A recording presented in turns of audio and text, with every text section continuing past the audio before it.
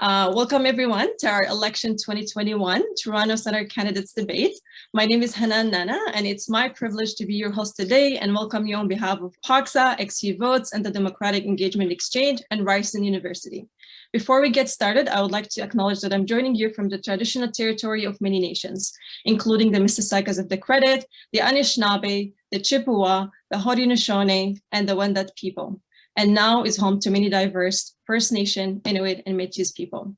I would also like to thank the Board of Ryerson for accepting the recommendations for the Standing Strong Task Force and all the people who have been working for years to bring about these changes.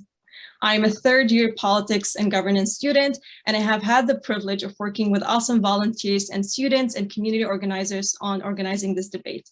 This is a collaborative effort by XUVotes, which is a campus-wide nonpartisan voter engagement campaign that increased on-campus voter turnout by 55% in the 2019 federal election. And it's also in collaboration with POXA, which stands for Politics and Governance Student Association, that represents over 500 politics students from Ryerson University. POXA is a nonpartisan student group whose goal is to engage politics students and enrich their student experience. This event is also supported by the Faculty of Arts and the Democratic Engagement Exchange. This year, we know COVID-19 has been very challenging, and for the majority of us, and for us to get back in person to host this debate, but we tried our best, and that's why we're hosting it virtually. And we know what brings us tonight is our responsibility in the federal election, our responsibility in connecting together and addressing our questions and hearing our candidates tonight and learn more about their plans for the upcoming election. So we hope this debate will serve as an accessible opportunity for all the students in the Toronto Centre community, and an opportunity for you to voice your concerns, connect with your candidate, make your voice heard, and be encouraged to take your part in the upcoming election and get out and vote. And on behalf of our team, I would also like to thank all our amazing candidates for taking the time out of their busy schedule for joining us tonight to address our questions and to connect with us as well. And before I pass it over to our amazing moderator to introduce our candidates, I would like to go over a few housekeepings. So prior to the debate, we have collected questions from students and the broader community, and we'll be starting with those questions first. We encourage you all to ask questions using the chat feature on Zoom, and we'll do our best to address as many questions as the time allows. We also apologize in advance if we miss any of your questions. And when asking the question, please make sure to add the word public or student so we know from who the question is coming from.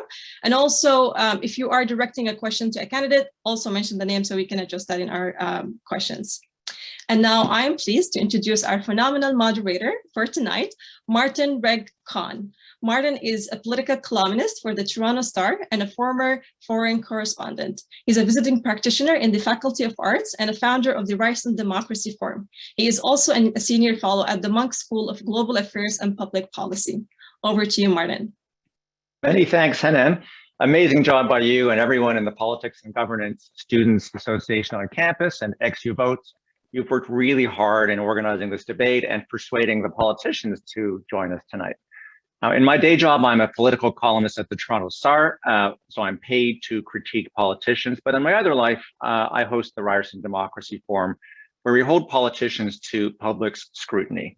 And tonight, my task is to help you hold them to account by counting the minutes on the clock for you all. Now, I moderated a similar debate on campus in the last general election. Great audience. I'm truly sorry we can't do it in person again.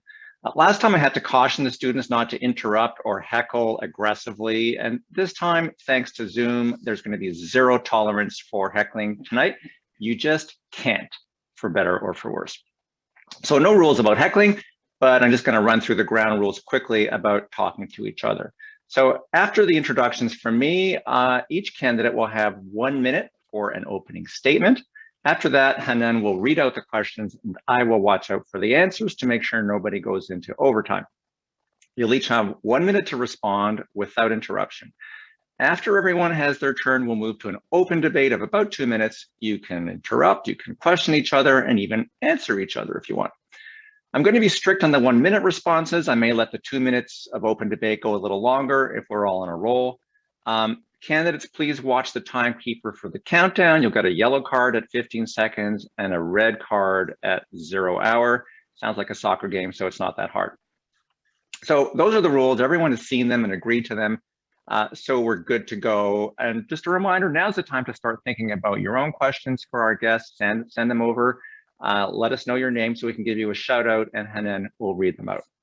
Okay, let's introduce the candidates. We're doing it alphabetically tonight by first names because we're very informal.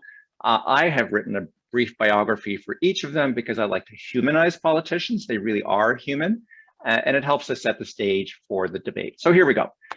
Annamie Paul is the Green Party candidate. She graduated from the U of O Law School, the U of Ottawa, and she has a master's in public affairs from Princeton. She later worked as a Canadian diplomat. She also founded the Canadian Centre for Political Leadership to bring more diversity into public life. And then she led by example, becoming the first Black and Jewish woman to lead a major federal party. I first met her at our 2019 debate here, and then she came back to our Ryerson Democracy Forum a few months back. So I know her biography off by heart. Welcome back. Brian Chang is the NDP candidate. New Democratic Party. He studied environmental policy and practice at the U of T and environmental studies at York. He sings in the Toronto Mendelssohn Choir and now works as a policy researcher for the SEIU Healthcare Union. I also met Brian in the last Ryerson debate, so it's good to have you back. Marci Ian is the Liberal candidate, a longtime broadcast journalist. She hosted daytime television shows for CTV. And she won in the by-election for Toronto Centre last year to become the Liberal Member of Parliament. But her real claim to fame is that she's a Ryerson graduate in the radio and television arts program. And as a TV host, she knows how to be queued up for a countdown, so there'll be no excuses for her tonight. She'll be perfect. And Ryan Lester is our Conservative candidate. He works for the Heart House Hospice and previously worked at the Canadian Centre for Diversity and Inclusion. And his claim to fame is also studying at Ryerson in the Public Administration and Governance program. Like all the others here tonight, he has run in this riding, which makes the current campaign feel like a bit of a reunion and a rematch. So a warm welcome to all of you and welcome back. Now that we know more about where the candidates are coming from, let's try to understand what they all stand for.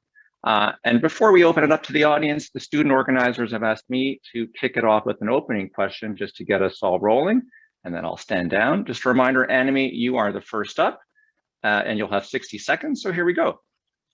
Our previous Ryerson Democracy Forums have focused on the youth vote and engaging new Canadians.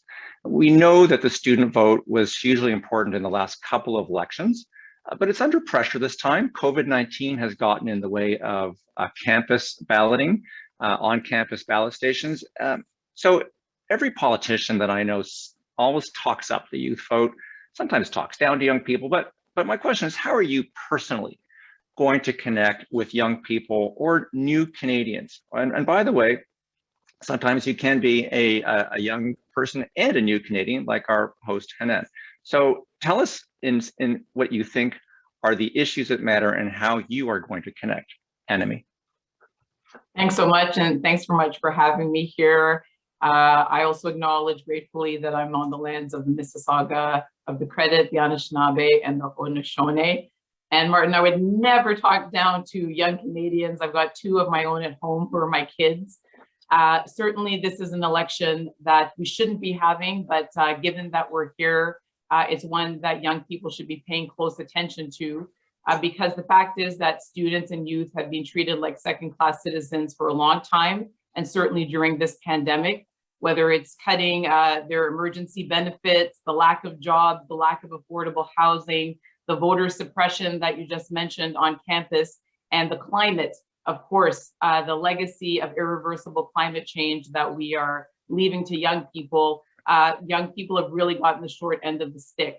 And so we have proven all along, and I have tried to work hard all along as leader to show our commitment. We fought to extend benefits. We're fighting for guaranteed livable income.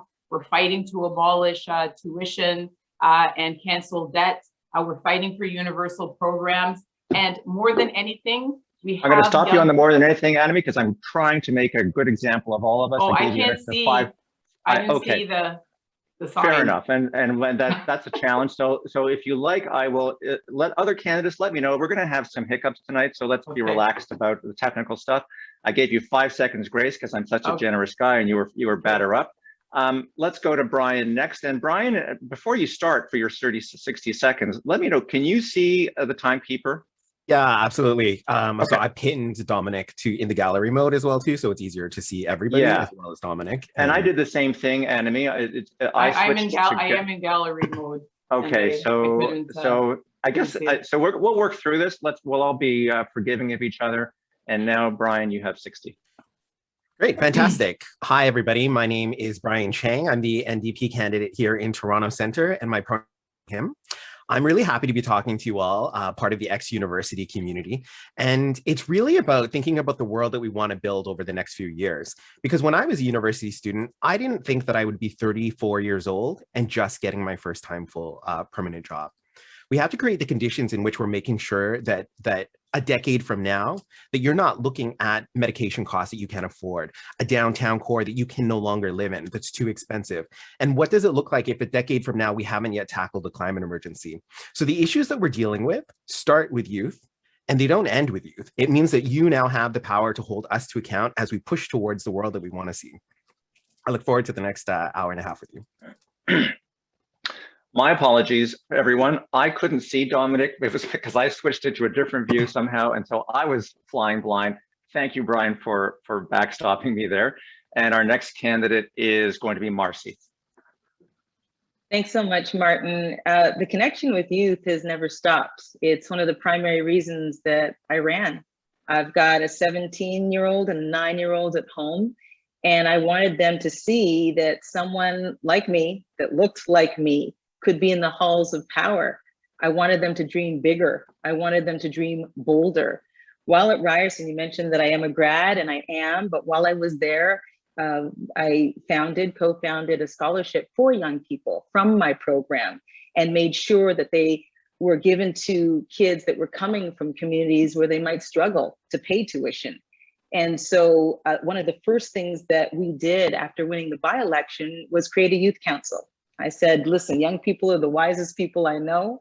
One of my best advisors is my 17-year-old, and I want to hear their ideas. I want to hear what they care about. I want to hear the challenges. I want to hear their creativity. And so that's what we did. So the connection with young people hasn't stopped. Just today, I was at Ryerson with the leader of the Liberal Party. I'm going to stop you on today, Marci, and I apologize for this. I'm just trying to be reasonably fair. I have to say, Martin, I couldn't see the time.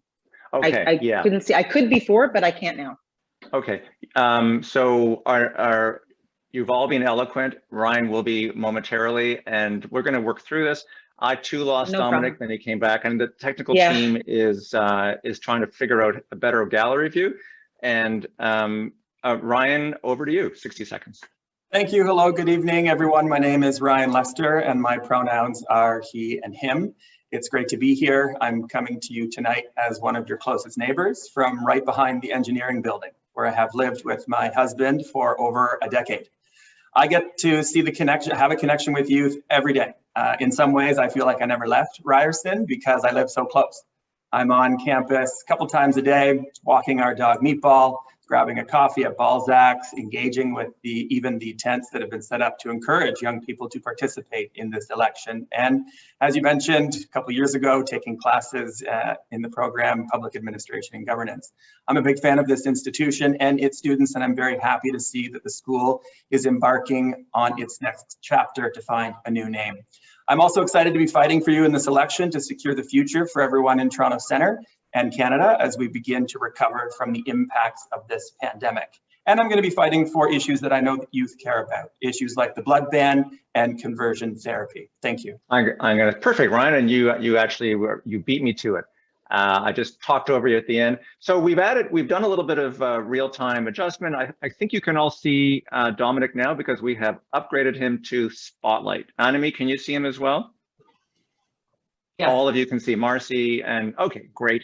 And so the beauty of this disruption is that I've been so distracted, I have not been paying close attention to your answers. So you're going to be off the hot seat as we begin the 2-minute round. I can't interject. Let me just say quickly, though, that by way of a follow-up to set the stage for this first 2-minute round of interaction, so the election call is controversial. It comes at the cost of campus on-campus voting. I didn't call it voter suppression, but it is a consequence. Can I just push back a little bit? I'm not trying to pick sides here, but I do love democracy and I love elections. Not everybody does. Is it so bad to let people have their say and interact like this and bring this together? But you guys can pick any way you want. We've got 2 minutes. Let's go. Sure, absolutely. Well, I'll start right off the bat. So yesterday we spent a few hours just around, just under Daphne Cockwell and around Pittman Hall, actually talking to students. And these are not just students living on campus. It's actually the first time that many of these students are voting. And we want to make sure that they understand. We were dealing with a lot of lack of information. People weren't sure whether they could vote in their home ridings, or they thought they weren't allowed to vote here in Toronto Centre as well too, even if they were living in university in residence. So there needs to be a lot of work, and the university should also step up to do this work as well too. It's not just Elections Canada. There are lots of community groups as well as the institutions that have to support students to be able to participate in our system fully. So I'm going to own what I said, and I'm going to call it voter suppression. It was a term that I was actually wanted to use even in the by-election, but some people said no, and I regret not having used it. Because part of participating in a democratic process is being able to educate yourself. Part of it is being able to have access to voting. And the fact that we have students on campus during the pandemic without the opportunity to participate, that I consider it voter suppression.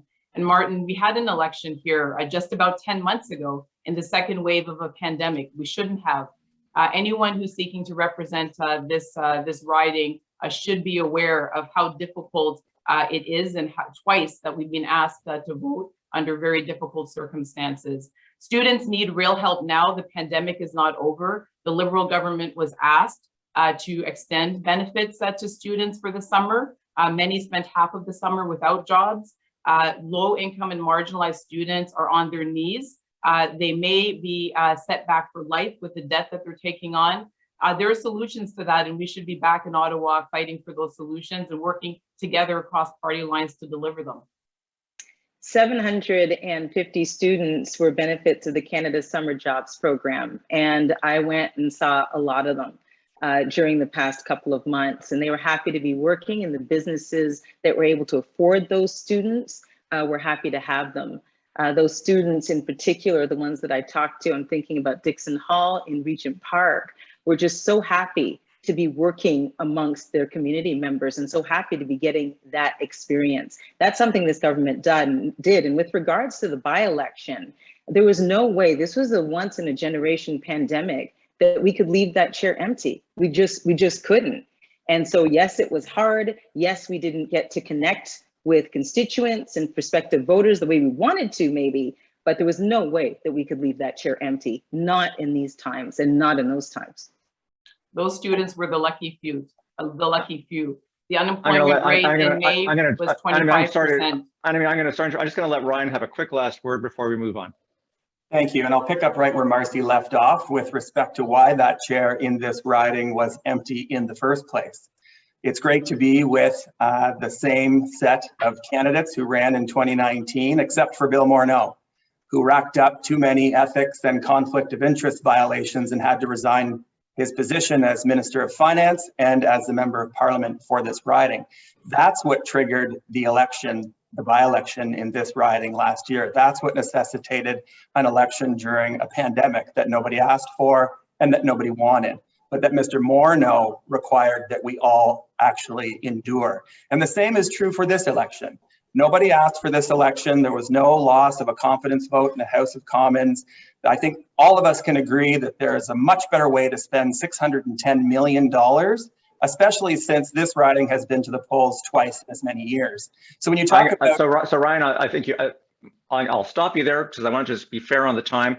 And we went into overtime there to make sure everyone could get a chance and so we could work through the kinks. So thanks everyone for your understanding.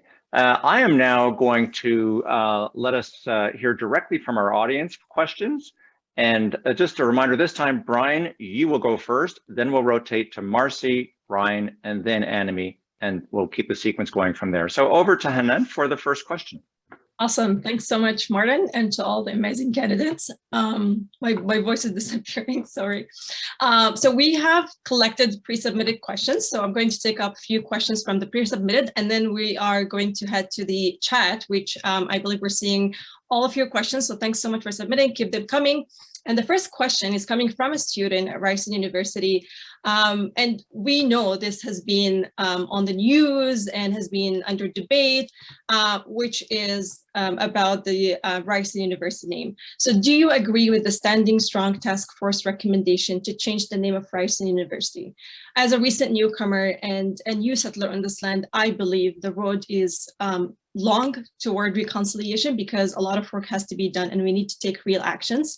We've heard a lot of promises from politicians. So today, as a Ryerson student and on behalf of Ryerson students, I wanted to know what would you do as an MP to address reconciliation issues? Thank you so much for that question. I think it's so important, and I'm really happy to see that the leadership at XU University are actually taking these steps to move forward. The history of Egerton Ryerson is very problematic, and I think it's a moment for us to do a little bit of reflection that this wasn't just an issue of residential schools that he helped create. He was also interested in creating schools for Black students and for the poor to be put in these industrial schools. It was segregation of the education system that Egerton Ryerson was pushing for. It is incumbent on us now, and it's amazing that it was Indigenous students and faculty and staff that stepped up to really push for this. I was present when the statue came down on Gould Street, and it was a really moving moment in which there was ceremony, there were drums, there was smudging, it was a beautiful ceremony of reclamation of that community. So important, and I look forward to seeing how that changes, and I look forward to holding the administration to account as well. Okay, great. Next up is Marci.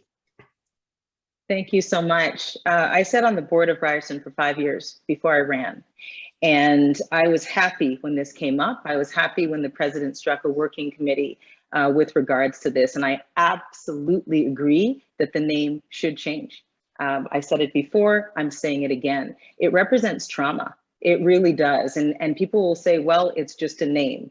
It's just a statute. If you were somebody who has been impacted, and frankly, we all have been impacted by this, then that's just not good enough. There is no longer a Langevin block for the same reason. You know, Dundas Street will likely be next. This is a national reckoning with local implications, and it's absolutely the right thing. Somebody said to me when I was out and met a constituent just the other day, she said, you know, Marci, if we don't get Indigenous rights and Indigenous reconciliation right, nothing matters. And I tend to agree. I worked hard as a journalist even before I got here with regards to that, and I will continue to work hard with regards to that. Thanks, Marci. I gave you an extra 3 seconds because you looked down to collect your thoughts. You looked off camera since you're no longer doing broadcast, and you missed the yellow cue. So we gave you a bye this time. Over to you, Ryan.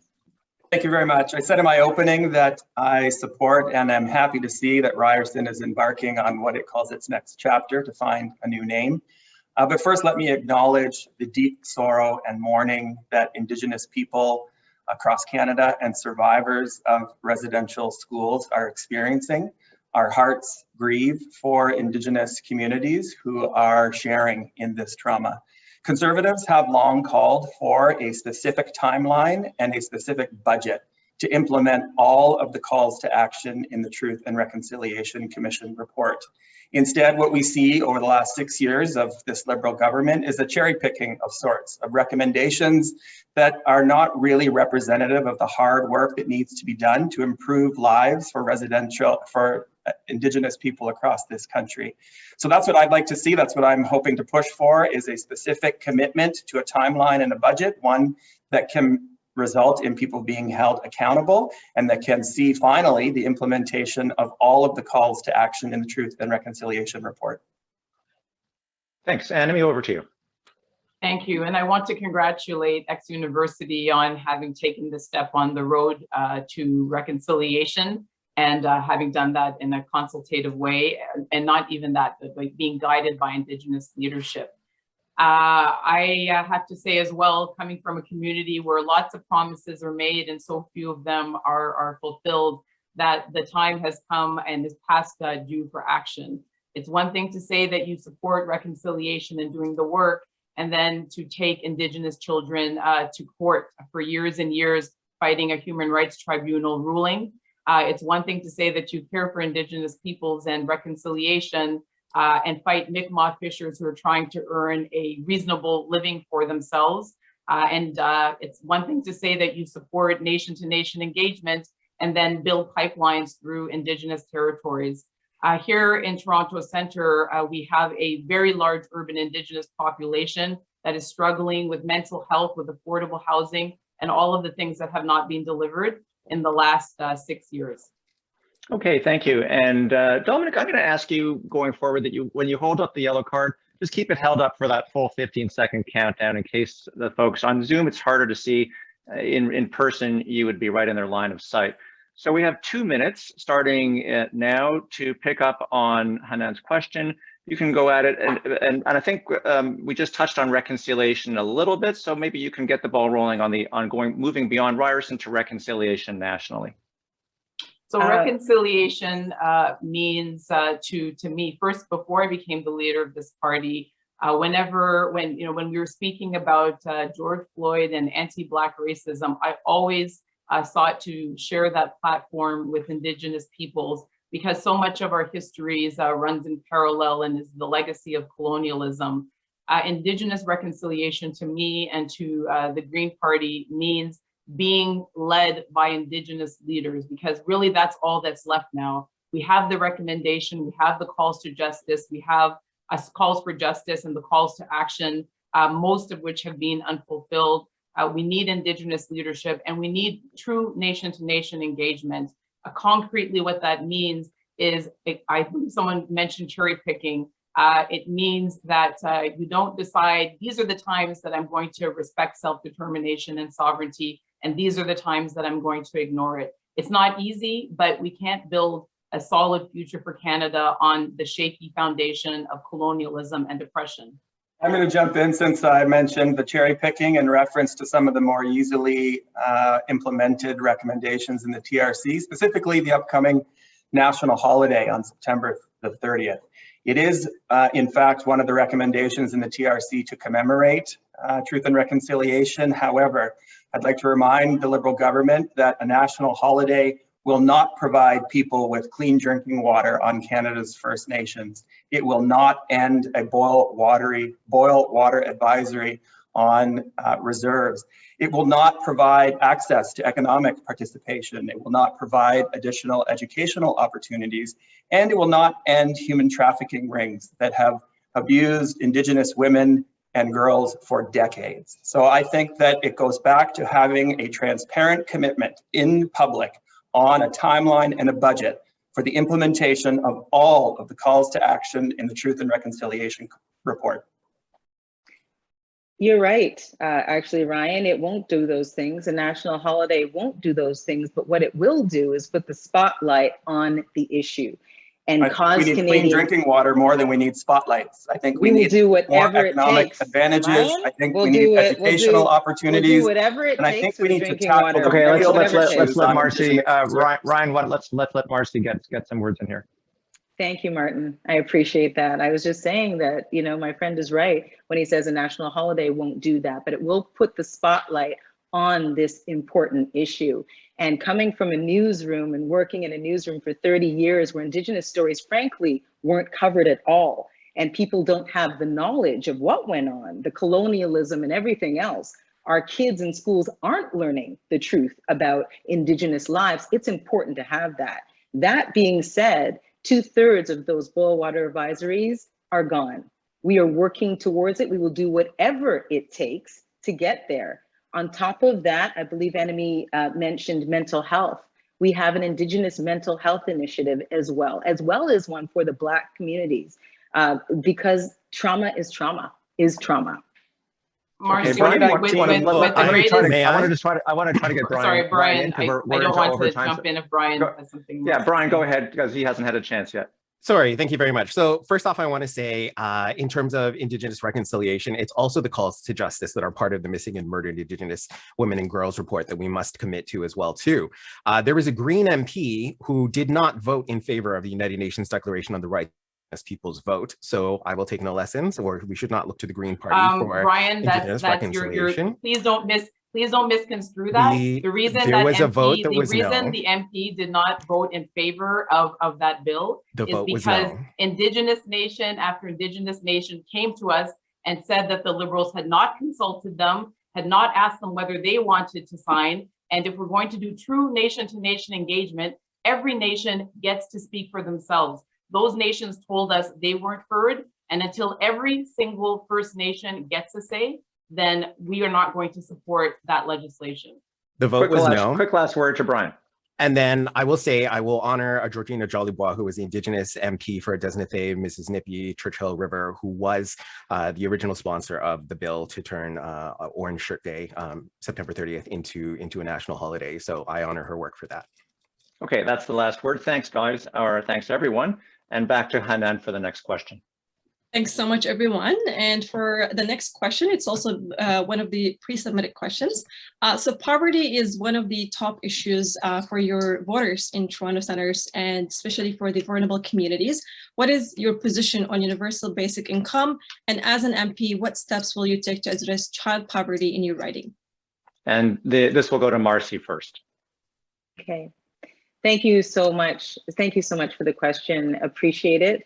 I want to start with the vulnerable communities. We know, and this pandemic has laid bare who the vulnerable are. We can no longer say we didn't know, we didn't see, we see.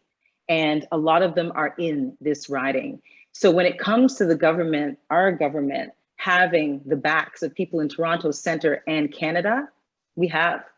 Whether it's CERB, whether it's wage benefits, whether it's child benefits. And I will add that being the 100th woman sworn into Parliament and the only Black woman there this past session, it was interesting to see, because I went in thinking, hey, we should all be getting along, right? We're here to serve people during a pandemic, right? Not right.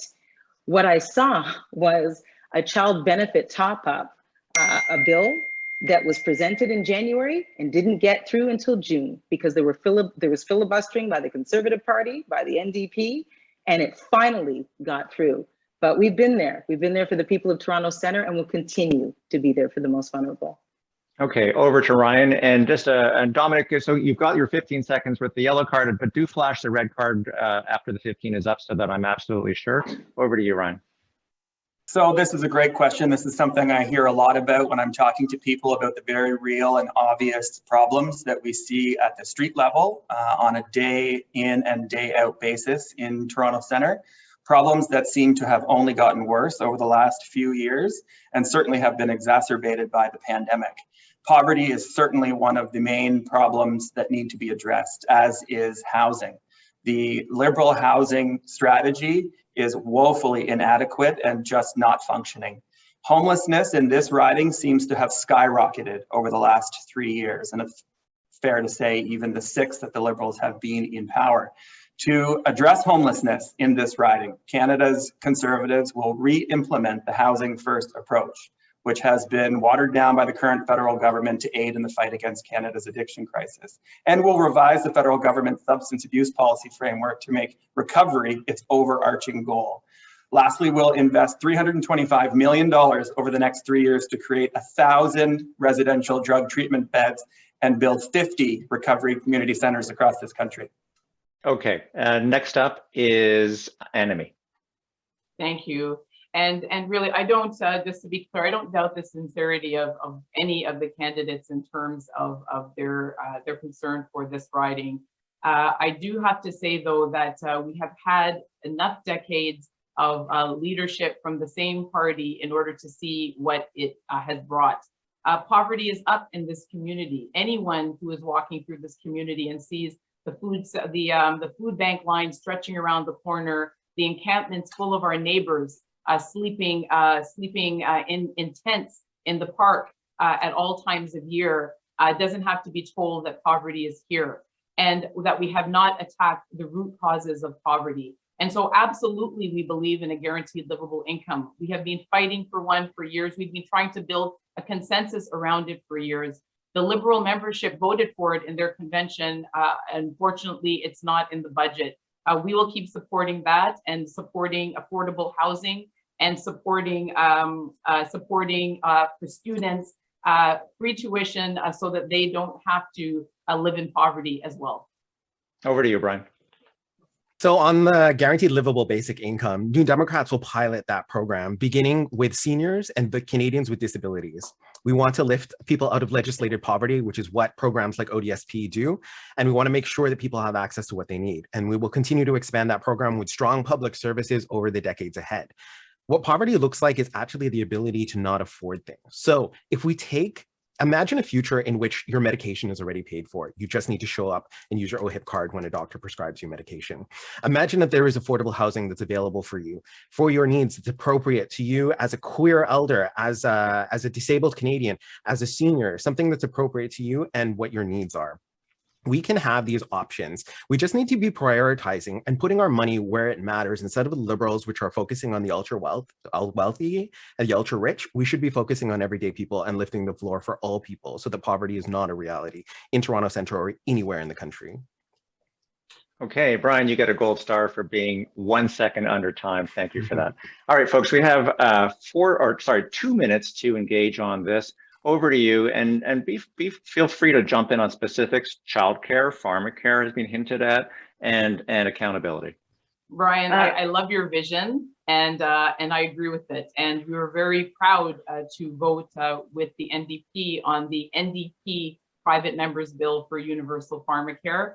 I get in trouble for this sometimes, saying that there are things that we have in common, but there is common ground between our parties. We, the NDP and the membership, at least, of the Liberal Party supports universal pharmacare, supports a guaranteed livable income, supports, acting on reconciliation. There is that common ground. And that's why it's so difficult and so confusing to me why we're in this election in the first place.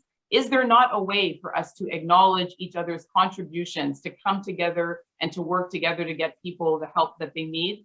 There certainly should be. And so absolutely, we are ready to work with anyone who wants to deliver some of those programs that you described, because it's time for a life of dignity, and the people in this community deserve it. They haven't had it for a very, very long time. I hear your point. But I think what's important is that the Liberals are not on side, and they're definitely not on side with what Democrat Brian? Priorities are. The Canadian Recovery Benefit, for example, your government has cut that by $800 to $1,200. In the arts and culture community, in this riding, Toronto Centre, the hub of arts and culture, all of the theaters continue to be quiet. The stagehands, the wigs, the costume designers, the set designers, all of these people are continuing to be out of work and cannot work because theaters are not back. But because your government cut the Canada Recovery Benefit, they are now dealing with $800 less per month, and they have to face the realities of living in poverty because they cannot work right now. And that is simply unfair. Brian, have you walked through Massey Hall recently? Because Massey Hall's not open. It will be it's undergoing. That doesn't help people right now who are trying to actively get the CRB, who have $800 cut out of their benefit. People who need, the point is absolutely that people who still rely on the recovery benefit, and there are many in this community that do, need enough to live. And without it, they're falling into arrears, they're at risk of eviction, they're falling into poverty. So if you need a benefit, you need it to be enough for you to live on. It's so interesting. I want to give some airtime to go ahead, Marci, and then we'll go to Ryan. Sure. It was so interesting to be in Parliament, because opposition parties were saying, you're giving too much, you're doing too much. And not we kept us. saying, Nobody says that. Nobody says that. Over to you, Ryan. Over to you. Thank you very much, Marci. I'm also looking forward to the day when Massey Hall opens and we can all get back to a sense of normalcy. I do note that project began well before the pandemic, so I don't know that it's relevant here. It is relevant. I will say though, in terms of affordability, when we talk about people having access to the funds they need at the end of the month, $200 to $300 away from insolvency. It does them no favors to be printing money like there's no shortage of ink in the money printing machine. Every dollar in the pocket of people who are trying to stretch that dollar further and further and further is diluted every time you put a new printed buck in the economy. So I would like to see this Liberal government actually start paying attention to monetary policy, which is something I think you need to have a long, hard chat with your boss about, as well as good fiscal policy for the future. As you know, Ryan, in a minority government, you need partners to make things go. And as I mentioned, the CCB was delayed and the NDP delayed that. There were so many times. I know you need partners in government. That's why you have the support of the NDP and the Greens to have had the time that you did. Not and so always, now, not only did you not lose a confidence no one works vote in together the House, more than your leader parties. called an The election. Conservatives and the Liberals have worked together time and time again to make sure that everyday Canadians get further behind while the ultra rich and the ultra wealthy get further ahead. Marci, your leader called an election. I'm going to wrap it up here. In the middle Ryan, of a pandemic, and we've had it. Ryan, I'm going to ask you to. Ryan, I'm going to ask you to not talk over me. So, folks, just to be collegial, when you see me do that kind of Buddhist or namaste, that means I'm kind of a signal to wind it up, and so we had a good exchange of views there.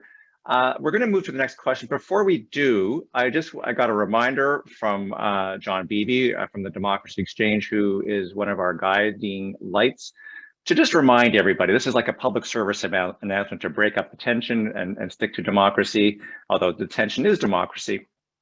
I want to just remind students that students everywhere have lots of ways to vote. You can vote in person, you can vote by mail. We'll have a little more to say on that later because voting by mail isn't always as easy as it seems. But just remember, there are ways to vote regardless of some of the barriers. Where there's a will, there's a way, there's a vote. Okay, back over to you, Hanan, for the next question. And I believe it will be Ryan who will kick it off. And folks, you can all be collegial with me. If I mess up and forget one of you in the first round, if I don't give you, and if I forget you're going to help me out. Just shout me down and we'll get back on track. So next question goes to Ryan, I believe, and it comes from Hanan. Awesome. Thanks so much for the reminder, Martin. And the question is directed from the public to you, Ryan.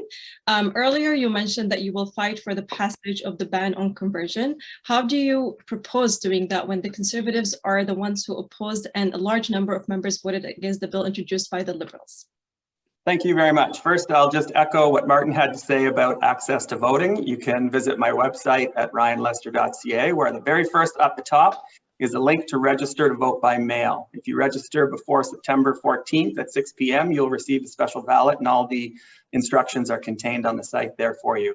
You can also go and vote in person anytime right now at the returning officer before the advance polls open and of course before Election Day on September the 20th.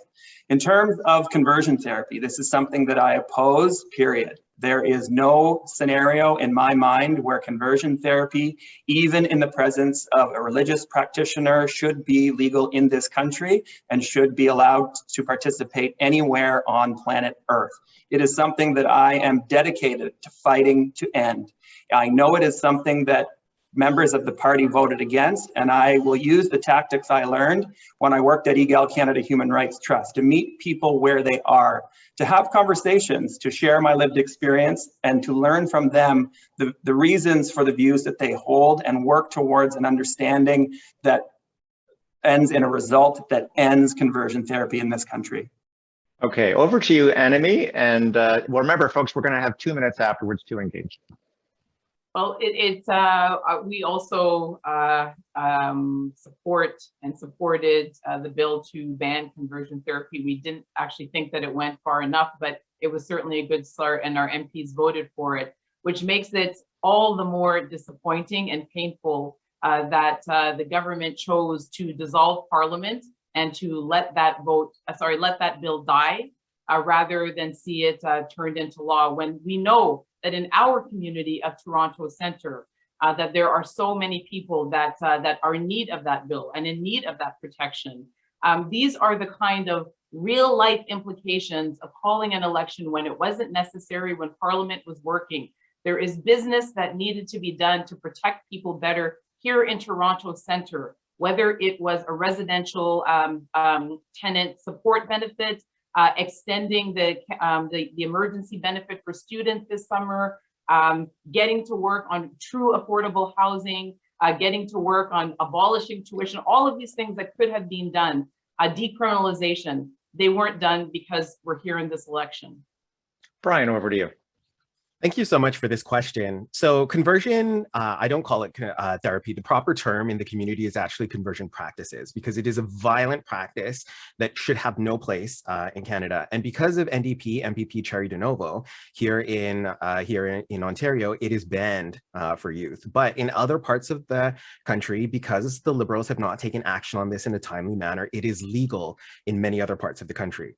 The first bill of this kind was introduced last year. It was it died on the order paper because government was prorogued, and then of course we had the by-election because of the WE scandal here in Toronto Centre. And the second one now was left in wallowing committee for months prior to being brought forward just before the House rose for the summer. So there was not enough time to get it done.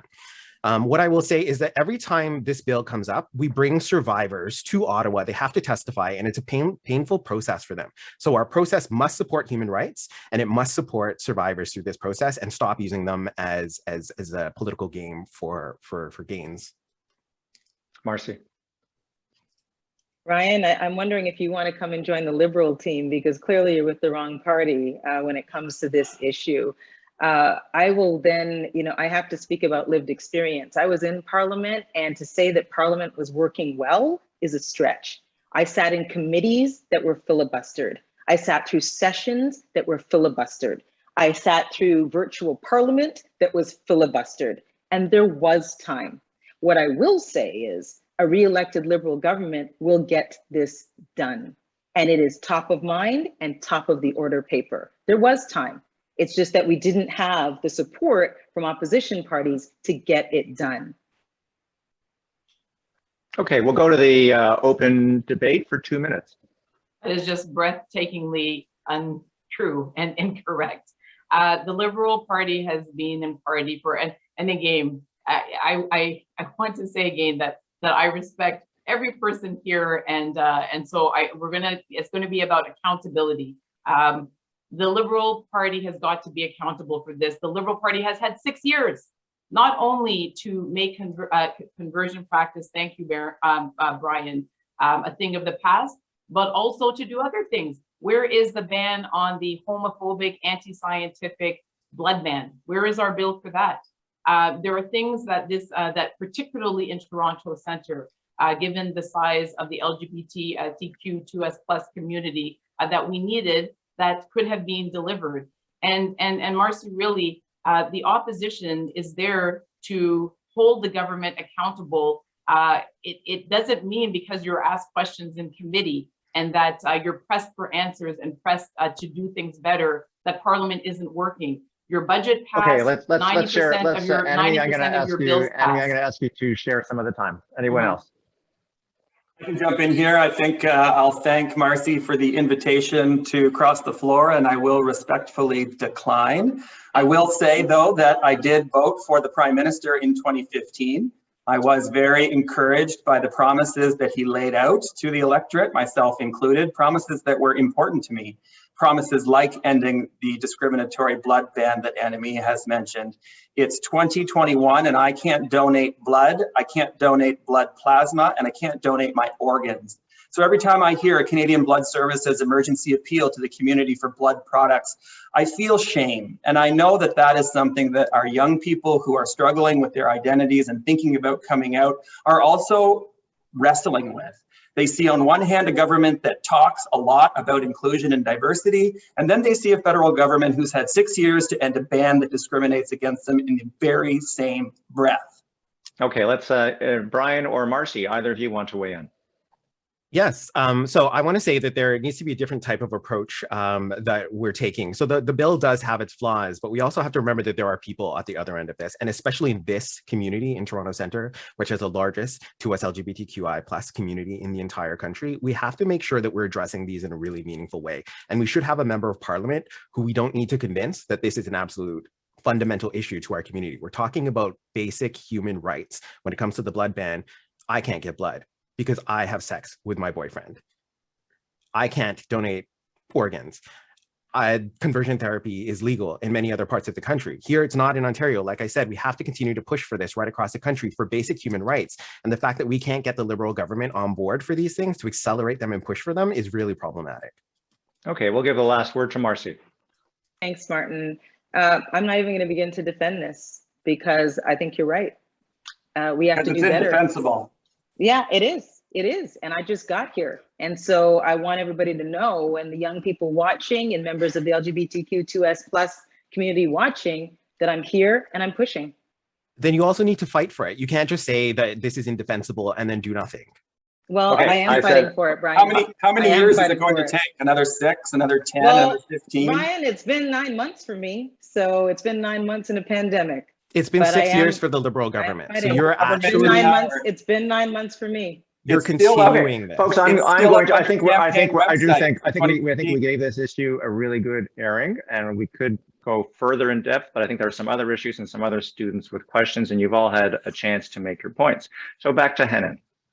Thanks so much for answering these questions, and this was great. One of the questions from the public as well, from Carol Kotaka from Care Canada.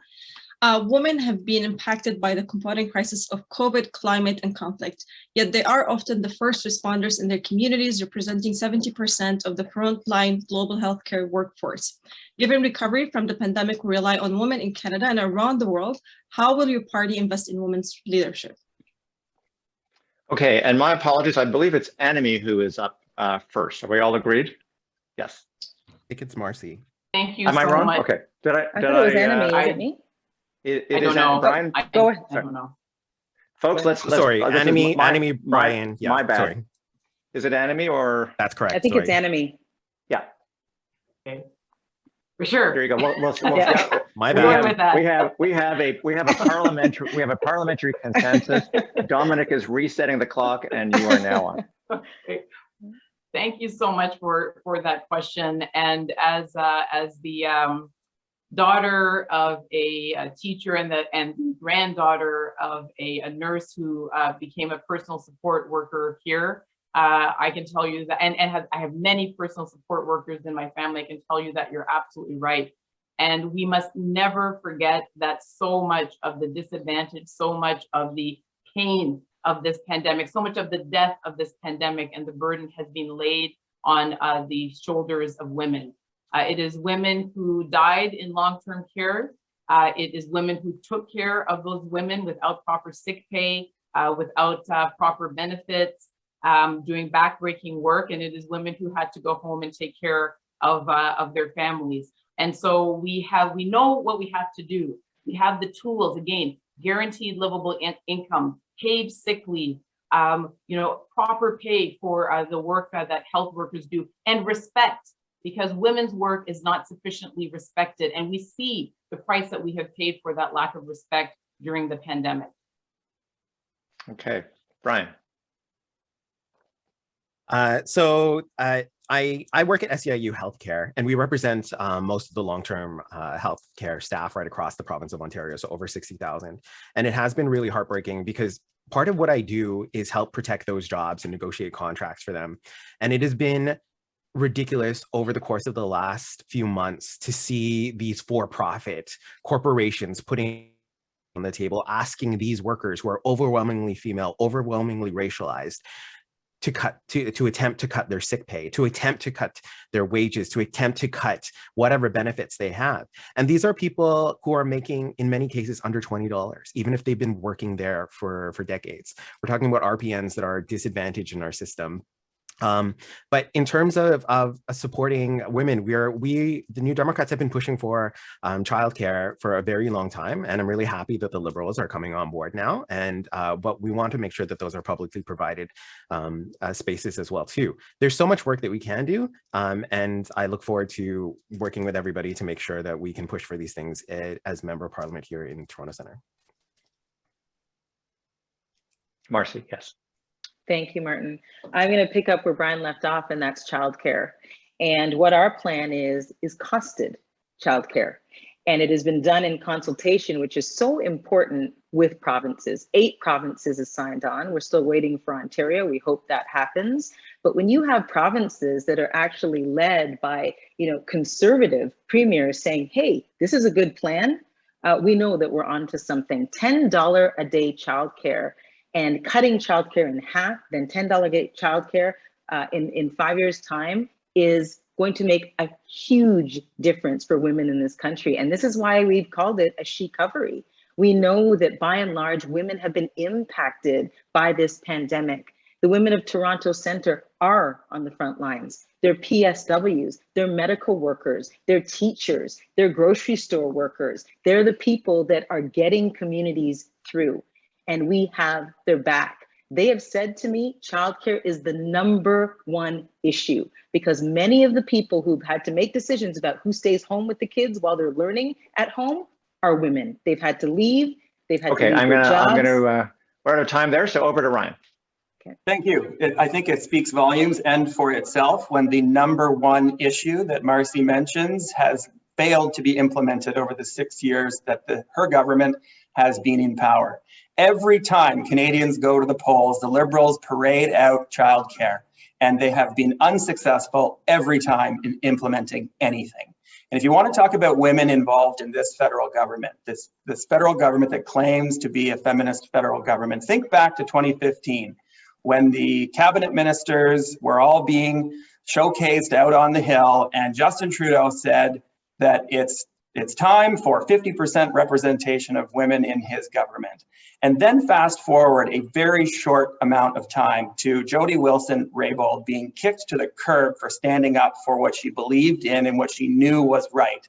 Then went Dr. Jane Philpott and even other caucus members tossed out by this prime minister. He's not a feminist. This isn't a she-covery. This is about restoring jobs and building our economy for everyone, women included. Okay, time's up. Let's go to 2 minutes or so of open debate.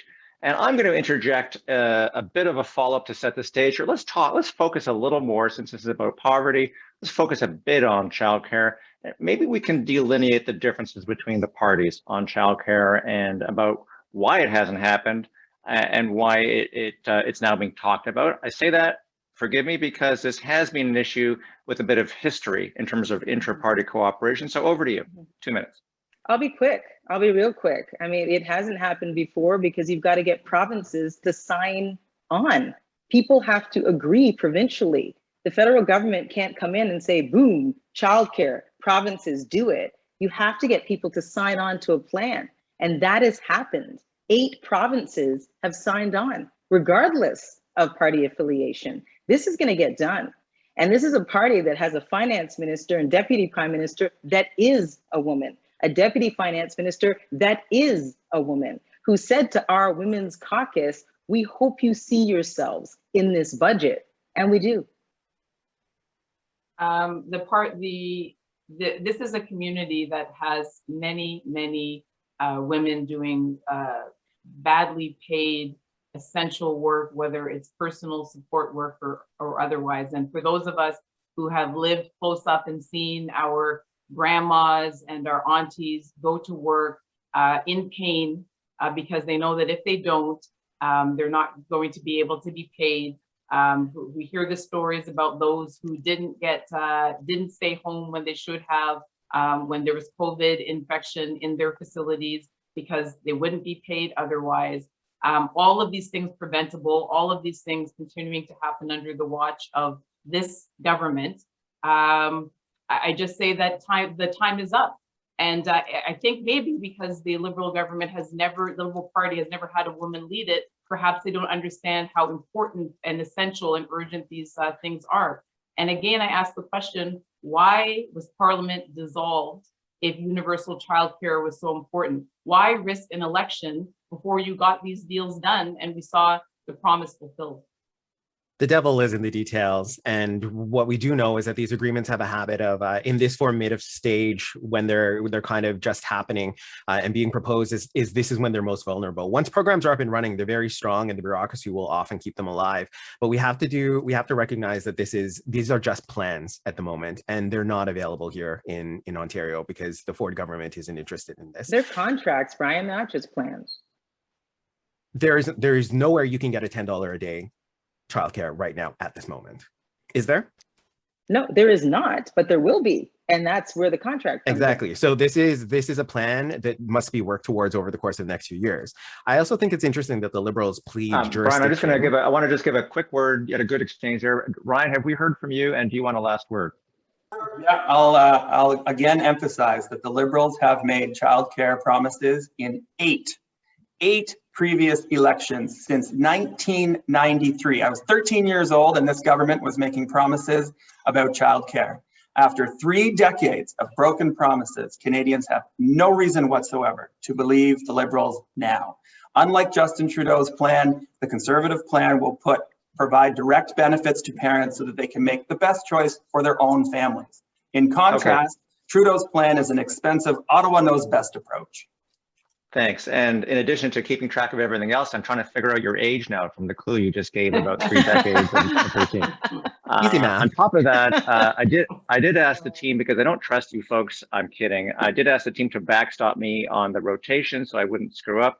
And they said they would, and they gave the wrong next person, and I stopped them. So we are in fact going to Brian next. They were going to leave you out, Brian, but I've saved you. So over to Hannah. Awesome, thanks so much. And we are going to take another question from students. And this question is coming from Naylan Tyndall. So COVID-19 has been a challenge to many folks, yet it's a crisis to a lot of folks around the world as well. People lost their jobs, businesses were shut down and lost their lives, and this caused increasing in mental health illnesses. And given that the Toronto Centre community is a community for a lot of immigrants and newcomers, there are gaps like language barriers, for example, especially when it comes to accessing services. So from Nayland, what is your plan to assure that there are affordable and accessible mental health support for youth, not only within school, but within their communities, but also for the broader community at Toronto Centre? Thank you so much for that question, Nayland. That covers a lot. So first of all, let's think about COVID-19 and what we need to do in terms of the recovery. The Liberals have not guaranteed that they will keep around their recovery benefits until the end of the pandemic. The pandemic is still ongoing. New Democrats are committed to keeping the Canada Recovery Benefit, the Canada Recovery Sickness Benefit, the Canadian Emergency Wage Subsidy, and the Rent Assistance Program continuing until the pandemic is over.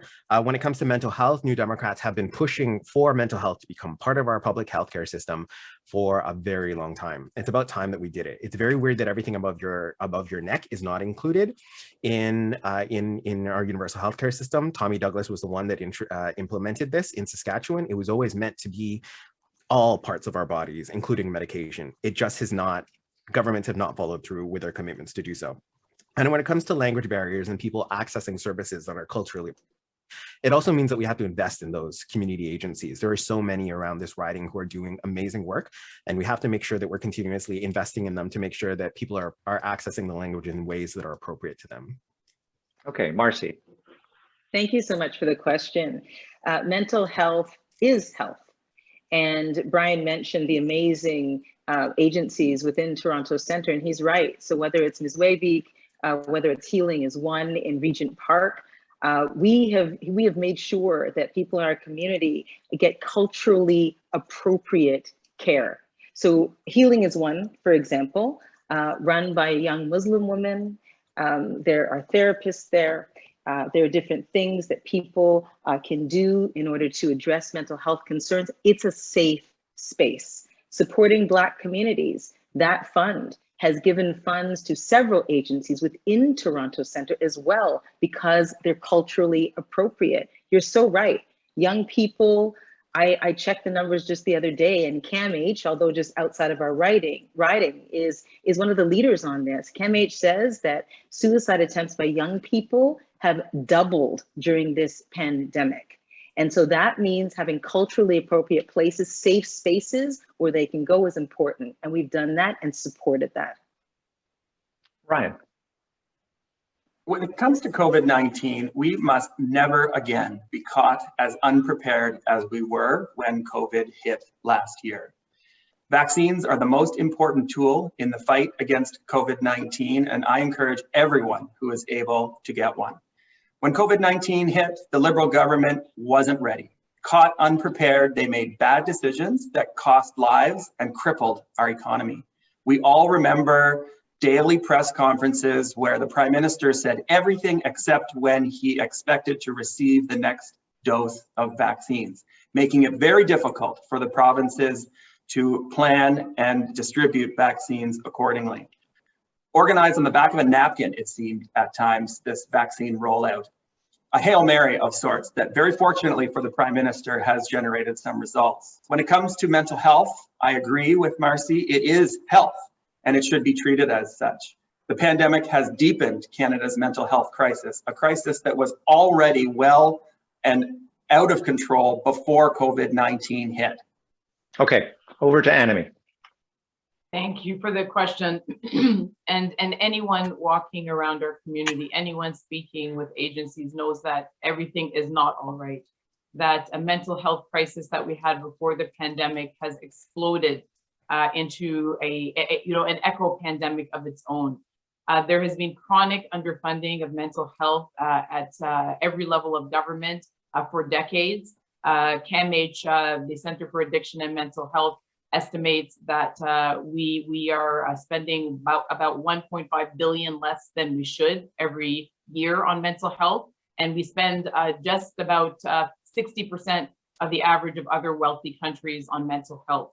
The pain that people have experienced during this pandemic, the uncertainty caused by precarious work, by poverty, and all the things we've been talking about tonight, they're on display. So we need a national mental health strategy. We need to ensure that the root causes that cause people to suffer with mental health issues, that those are also dealt with, and that people have the mental health services that they need. All of that requires investment and political will. Okay, we have 2 minutes to engage on this. I did say to the team ahead of time that we could expect a question on mental health. It comes up on in every campus exchange like this. This is a preoccupation for young people who are more willing to talk about it than perhaps older generations. So how do you persuade the audience tonight that you can make a difference on mental health given all the jurisdictional challenges and frankly the financial challenges of resourcing mental health? Anyone want to engage? I'd love to engage. We're going to be supporting the hiring of up to 1,200 counselors for universities as well as colleges on campuses who can support the needs of students, including BIPOC students. And Annamie mentioned strategy. We're also proposing a new Canada mental health transfer because health care is mental health care. So there has been, thank you for the question. And we have had, we always try to, as a party, reflect what we are hearing from the people most directly impacted by an issue. And so I have hosted numerous roundtables with young people, with students, specifically focused on mental health. I've participated in those organized by student groups and youth groups as well. And we, of course, have young people within our cabinet as youth critics and in other portfolios. And what we have heard and what we see in the statistics is that it has never been so bad for young people before. And this is something that we saw coming down the tracks a long time ago. And so again, I think that what we hear in the various platforms, there's merit to all of this. One of the questions that students have to ask themselves and youth have to ask themselves is who is actually going to deliver? Because we keep electing the same people and hoping for a different result and hearing these announcements during every cycle without the delivery in the end. And that's really what we need now. That's all that's left. We know everything else. I'm gonna get personal here because I think on this topic of mental health, I have to. I was doing a talk show a couple of years ago, and most people thought I went on vacation for a couple of weeks, and I actually had to take a mental health break, and I sought therapy, and I did so because it was right after George Floyd was murdered. I was one of a couple of Black reporters at my station, and a lot of the talk, a lot of the pressures around how that should be addressed on air fell on my shoulders. And it was too much. It was too much. And so I actually sought help, got that help. My daughter, my 17-year-old, and she wouldn't mind me saying it, had a really, really tough time with at-home learning, really tough time. We sought therapy as well. It is important. It's important. I've lived it. I've lived it within my family. I've seen my daughter struggle. And, you know, with all due respect, I've not been here for years and years. I've been here 9 months, and mental health is priority for me. And I speak from experience. Thank you so much for sharing that, Marci. And there are so many stories like that. I think probably every family has stories like that to share, because we are seeing an epidemic of mental health illness. It would be nice for everyone to have access to mental health services. It would be important, particularly exiting the pandemic, to ensure that people in our community have have that access, because we know as we walk through the city and we hear from agencies, there are more and more people self-medicating for mental illness that they have no way of treating and no way of getting counseling for. And we know that that is feeding into the record-breaking numbers of drug poisonings that have led to death right here in Toronto Centre. So this has been a chronic underinvestment for decades. We knew that we needed to invest, we didn't. Annamie, I'm gonna jump in because you've had a fair bit of time there. We're running out of time here, folks. So I'm going to ask you to be disciplined. Ryan or Brian, any quick points to make before we move on to the next question? Yeah, I wanted to. You can wave the card too if we're going on too long, Martin. Feel free. I have a couple quick thoughts after Brian. Go ahead, Brian. Sure. I wanted to speak to two segments of the students that are probably listening right now. First, if you're starting first year, there are psychological services that are available to you at the university. Please access them and use them, and know that there are accommodations that you can get for your work while you're in part of the university community. And then for those that are aging out or finishing their final year and are worried about what it looks like when you no longer have access to psychological services at Ryerson University, know that that can be rough. Know that it is months or longer waiting for referrals from your GP to psychological services as part of the public healthcare system, and know that you will have to pay out of pocket for cognitive behavioral therapy or any other kind of interventions that are needed in order to keep you healthy. And that's because our system is not meeting the needs of what Canadians need in terms of mental health. And New Democrats are committed to implementing that. It's not just a slogan for us. Mental health is part of your health, and it should absolutely 100% be covered by the public healthcare system. Okay, and we are really into overtime here. Ryan, can you give us a very quick sum up? Sure, I'll just say that, Ryerson students are fully aware of mental health. I know because I am sharing the space with them every day, and we're surrounded by people in crisis in and around the campus. And I know that Ryerson students are also acutely aware that our location in the city puts us right smack in the middle of 5 safe injection sites. So the intersection between mental health and substance use, as Annamie pointed out, couldn't be more real in our daily lives. This isn't someone looking in from Ottawa trying to solve a policy paper without having the experience on the ground. And I know Ryerson students fully appreciate the complex and life-threatening situation that the opioid crisis has unleashed on this city. 17 people in Canada are dying every day. And I know that they'll take and see value in our plan to have 1,000 substance abuse treatment beds built as part of our plan. Okay, thank you, Ryan, and thank you all of you for sharing your thoughts on this one. We went to a bit of extra time there, but we are running out of time, so we're getting close to the end. There's an important question coming up from Hanan, which I believe goes to Marci. Awesome. Thanks so much. And this question comes from Kimberly, and she said a recent intergovernmental panel on climate change report again highlighted the link between animal agriculture and greenhouse gas emissions. Would you support ending subsidies to animal agriculture to tackle climate change and investing in putting forth climate-friendly plant-based food options? Over to you, Marci. Thanks so much, Hanan. And Kimberly, I think that's who it was. Thank you so much for the question. I was thinking that this would come around, and I'm glad that it did. our government has put forward a really comprehensive plan, net zero by 2050. And what that means is that the oil and gas industry has to meet those targets as well. We're going to eliminate fossil fuel subsidies. We are going to achieve a net zero electricity grid by 2035. And on top of that, Mona Fortier and I, this was in early June, we announced $55 million to support 58 Made in Canada climate action projects.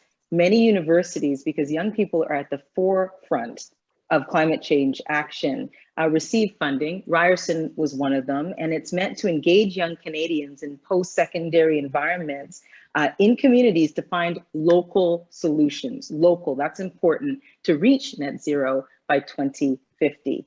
So much being done, so much more to be done. Thank you for the question, Kim. Ryan. Thank you very much for the question. I also knew that this one would be coming, so I'm glad that we got it in before the deadline.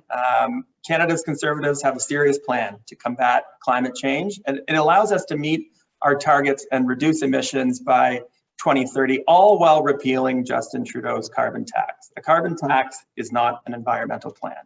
Independent analysis conducted found that our plan would effectively achieve the same emissions reductions as the government's current plan in 2030, while resulting in a boost to jobs and the economy. We recognize that the most efficient way to reduce our emissions is using a pricing mechanism, but not one where the government pockets your money. We will fight climate change and protect the environment, but we won't do it on the backs of hardworking Canadians or by hurting our economy. Okay, I believe it's Annamie. Thank you so much for the question. And absolutely, we should be moving towards a more plant-based diet. And part of that is bringing more production home. But I'm going to use this time to just ask you as young people not to be bamboozled, not to be fooled about plans that sound like plans and are not plans at all. The fact of the matter is that ever since 2016, our greenhouse gas emissions have been going up every year. Canada is one of the top 3 worst emitters in the world, and the Liberals have never come remotely close to meeting a target.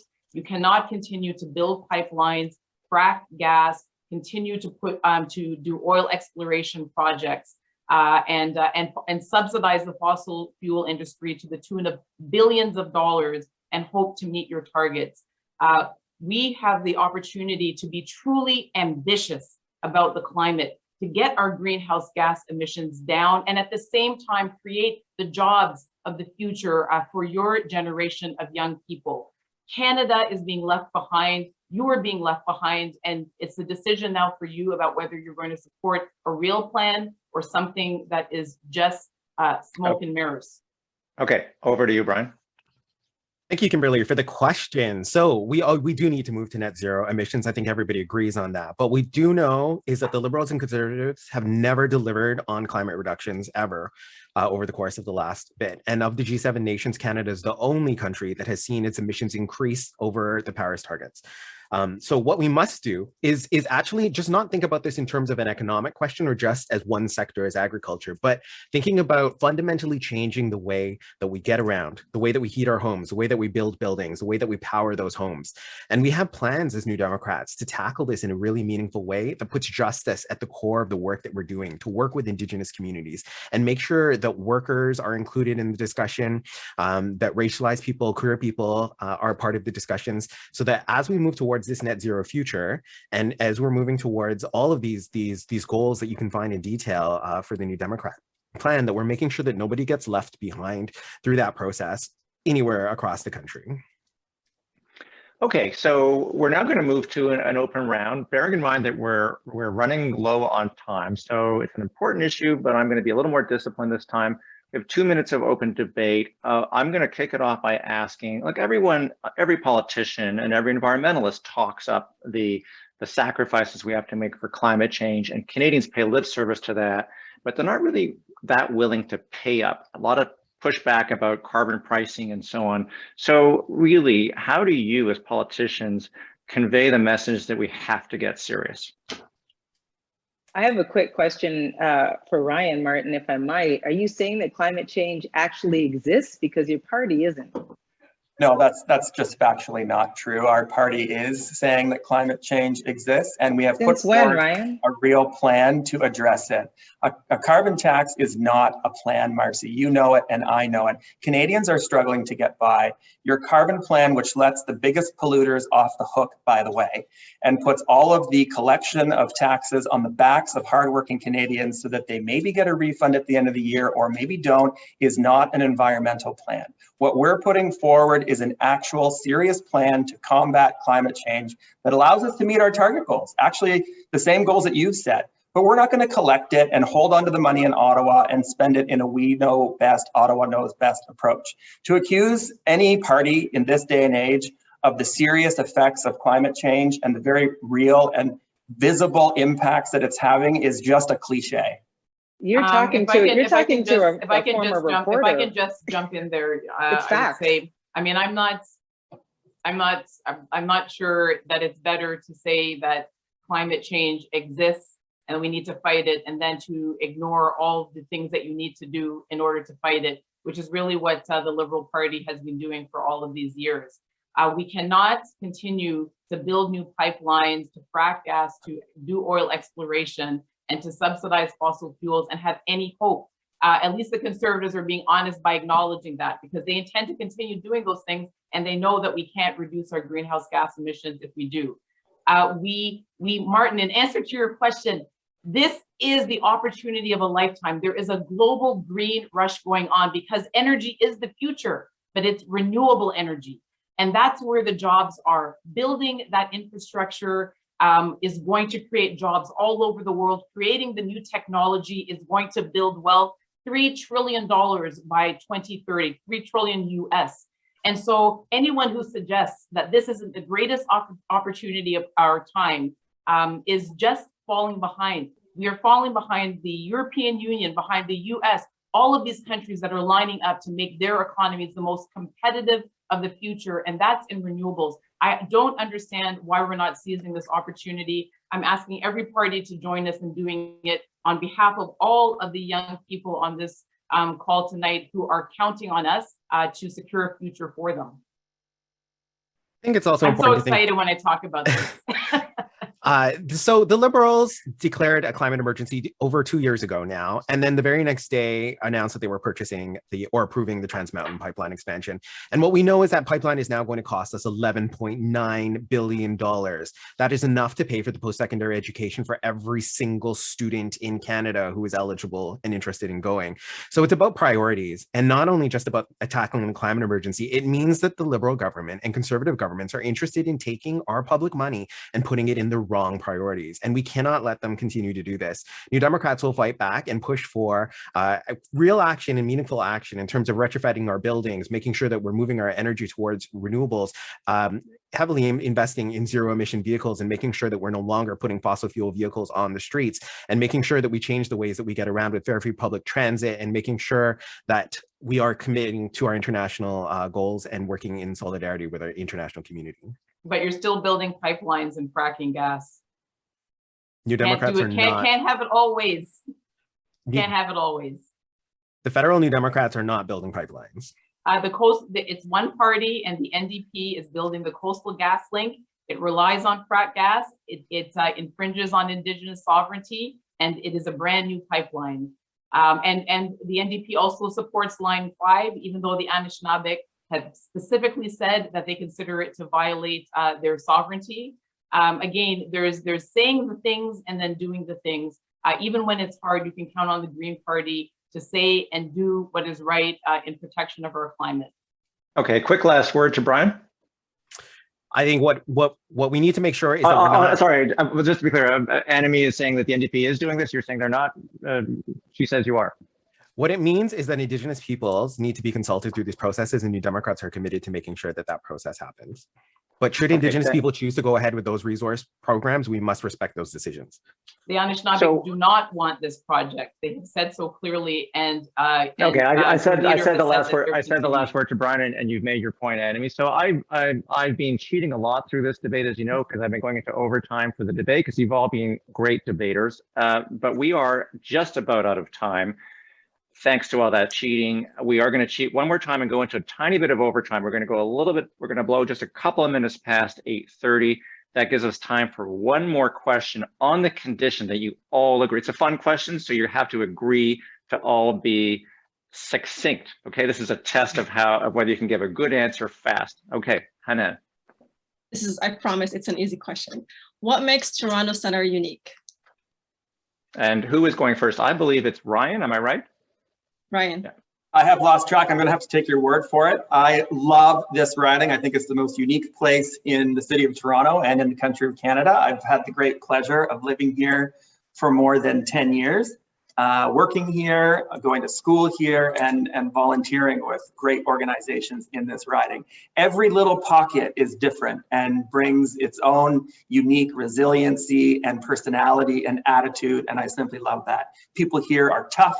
They've got grit, and they want to see some positive improvement through their representatives. I think that they've kind of grown a little bit tired of the many decades long federal representation that they've had, and I think that they're ready for a change. Annamie. I love Toronto Centre.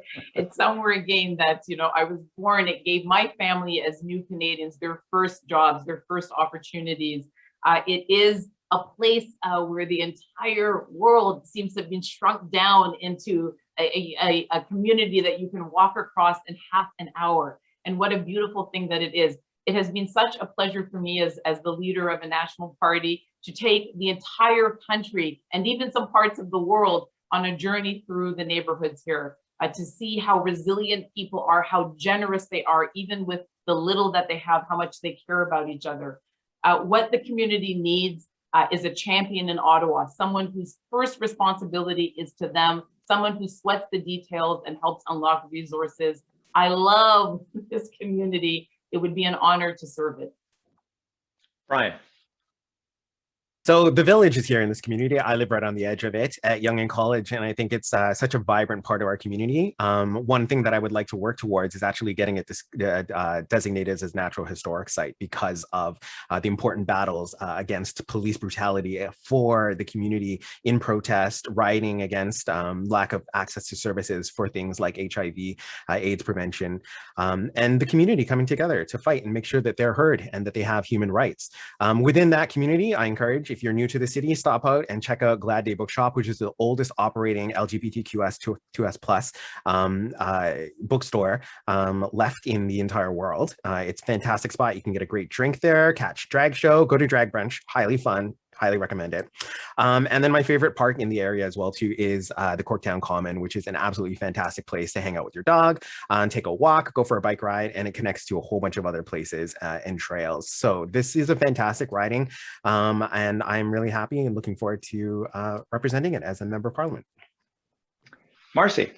It's been the honor of my life to represent the riding where I was born, St. Jamestown, that welcomed my family when they emigrated from Trinidad. It's where our family's story started, and obviously to be a Ryerson grad, but it's the youth.